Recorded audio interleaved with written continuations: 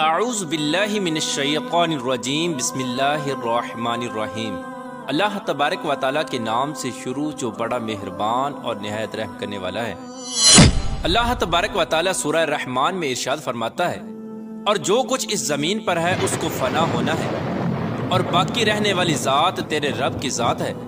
جو صاحب جلال ہے اور احسان کرنے والا ہے۔ پیارے دوستو، دنیا کا فنا ہونا اور قیامت کا قائم ہونا ایک ایسی تلخ حقیقت ہے جس کو دنیا سے محبت کرنے والا انسان کبھی ماننا نہیں چاہتا، لیکن اللہ تبارک و تعالیٰ نے جس طرح اس کائنات کو تخلیق فرمایا اسی طرح یہ کائنات فنا ہو کر رہے گی اور ہر چیز اپنے انجام کو پہنچے گی، اور ہر انسان نے اپنے اپنے اعمال کا بدلہ قیامت کے دن لینا ہے۔ جس طرح کہ اللہ تبارک و تعالیٰ قرآن پاک کی سورہ مومن میں ارشاد فرماتا ہے، اور بے شک قیامت ضرور قائم ہونے والی ہے، اس میں کوئی شک نہیں، لیکن اکثر لوگ اسے نہیں مانتے۔ پیارا دوستو، حضور پاک صلی اللہ تعالی علیہ وآلہ وسلم نے قیامت کی بہت ساری نشانیوں کا ذکر فرمایا، لیکن آج کی اس ویڈیو میں جس نشانی کے بارے میں ہم گفتگو کرنے والے ہیں اس نشانی کے بارے میں جاننا ہر مسلمان کے لیے ضروری ہے، اور اس نشانی کا تعلق آج کے دور میں ظاہر ہونے والی مختلف آفات سے بھی ہے۔ پیارے دوستو، آج کی اس ویڈیو میں ہم بات کریں گے قیامت سے پہلے آنے والے آخری رمضان کے بارے میں، کہ قیامت سے پہلے آنے والا آخری رمضان کیسا ہوگا، اس رمضان کے اندر کون کون سے واقعات رونما ہوں گے، اور قیامت سے پہلے آنے والے اس آخری رمضان کے اندر لوگ اندھے بہرے کیوں ہو جائیں گے، اور اس رمضان کی نشانیاں کیا ہوں گی،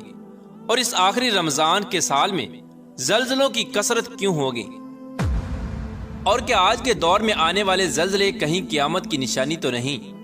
پیارے دوستو، اس آخری رمضان میں حضور پاک صلی اللہ تعالی علیہ وآلہ وسلم نے ایک سال کا کھانا جمع کرنے کا کیوں کہا، اور حضور صلی اللہ تعالی علیہ وآلہ وسلم نے اس آخری رمضان میں ظاہر ہونے والے فتنوں سے بچنے کے لیے کون سا عمل ارشاد فرمایا۔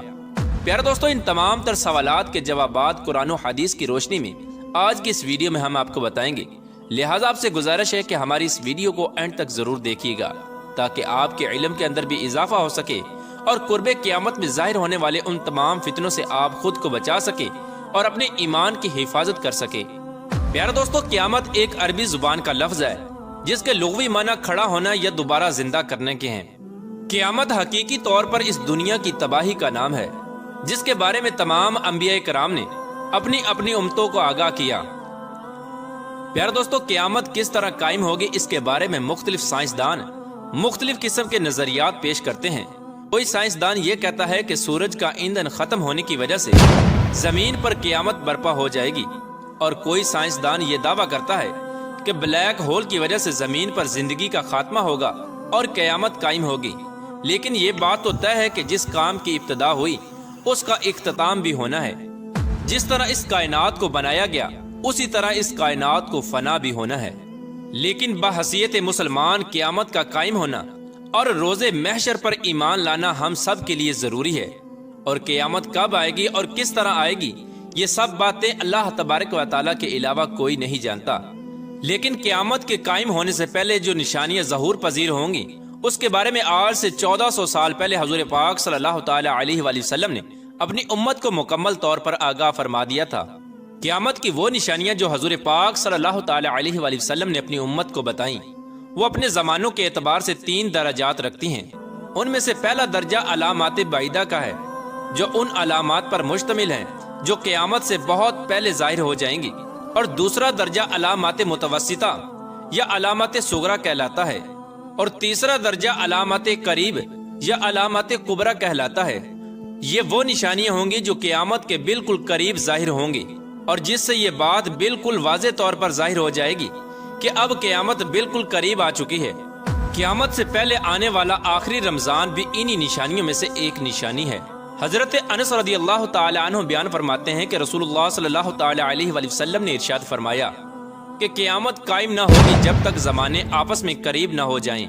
سال مہینے کے برابر ہو جائیں گے، اور مہینے ہفتے کے برابر، اور ہفتہ دن کے برابر، اور دن گھنٹوں کے برابر ہو جائے گا، اور ایک گھنٹہ ایک چنگاری کی طرح ہو جائے گا جو چمک کر فوراً بجھ جاتی ہے۔ پیارا دوستو، نبی کریم رؤوف الرحیم صلی اللہ تعالی علیہ وآلہ وسلم نے آنے والے آخری رمضان کے بارے میں ارشاد فرمایا کہ یہ رمضان المبارک انسانوں پر آنے والا آخری رمضان ہوگا، جس کے بعد یہ پاک اور بابرکت مہینہ کبھی نہیں آئے گا، جس کے بعد یہ زمین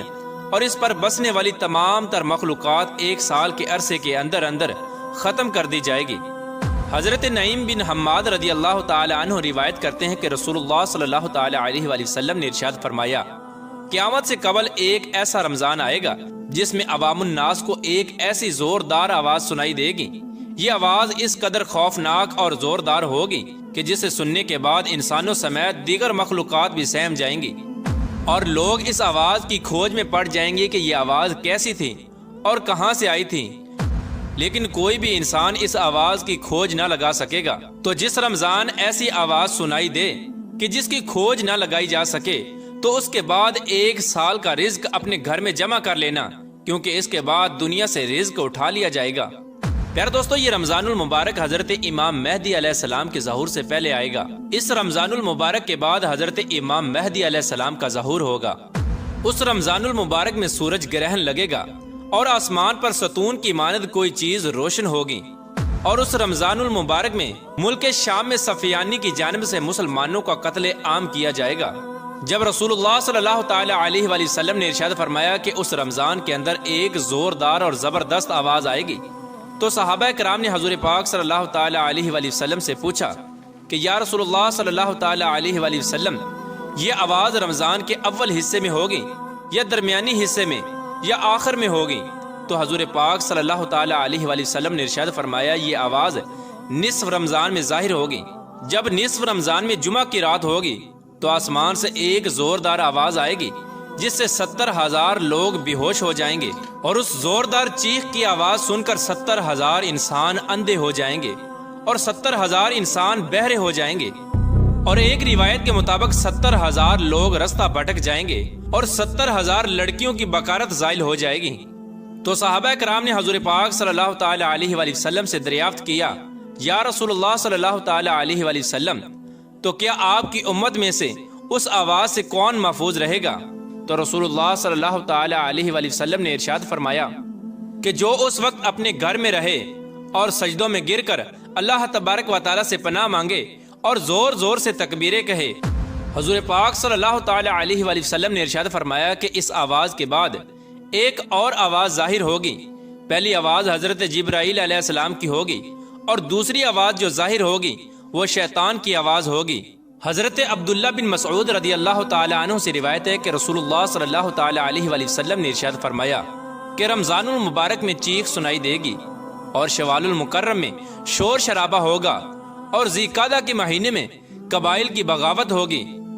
اور ذوالحجہ کو خون خرابہ ہوگا، اور محرم الحرام کا مہینہ تو کیا ہی مہینہ ہوگا۔ ہم نے پوچھا، یا رسول اللہ صلی اللہ تعالی علیہ وآلہ وسلم، یہ چیخ کیسی ہوگی؟ تو نبی کریم رؤوف رحیم صلی اللہ تعالی علیہ وآلہ وسلم نے ارشاد فرمایا، 15 رمضان المبارک جمعہ کی رات کو دھماکہ ہوگا جو سونے والوں کو بیدار کر دے گا اور کھڑے ہونے والوں کو بٹھا دے گا، اور شریف زادیاں اپنی خلوت گاہوں سے باہر نکل آئیں گی۔ اس سال زلزلوں کی کثرت ہوگی۔ جب تم جمعہ کے دن فجر کی نماز پڑھ لو تو اپنے اپنے گھروں میں داخل ہو کر دروازے اور کھڑکیاں بند کر لینا، اور اپنی چادریں اوڑھ لینا، اپنے کان بند کر لینا، اور جب تمہیں چیخ کا احساس ہو تو اللہ تبارک و تعالیٰ کی بارگاہ میں سجدے میں گر جانا اور یہ پڑھنا، اور پاک ہے وہ ذات جو تمام نقائص سے پاک ہے، جو ایسا کرے گا وہ نجات پائے گا، اور جو ایسا نہیں کرے گا وہ ہلاک ہو جائے گا۔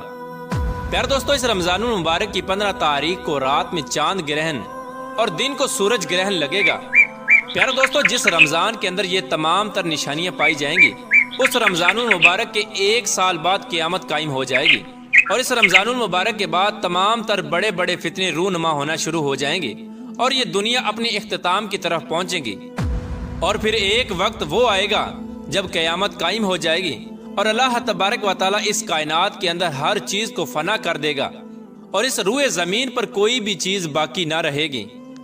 اللہ تبارک و تعالیٰ سے دعا ہے کہ اللہ تبارک و تعالیٰ ہمیں تمام تر گناہوں سے بچنے کی توفیق عطا فرمائے، اور حضور پاک صلی اللہ تعالی علیہ وآلہ وسلم کے بتائے ہوئے راستے پر چلتے ہوئے زندگی گزارنے کی توفیق عطا فرمائے، اور ان کی محبت کے اندر جینا مرنا نصیب فرمائے۔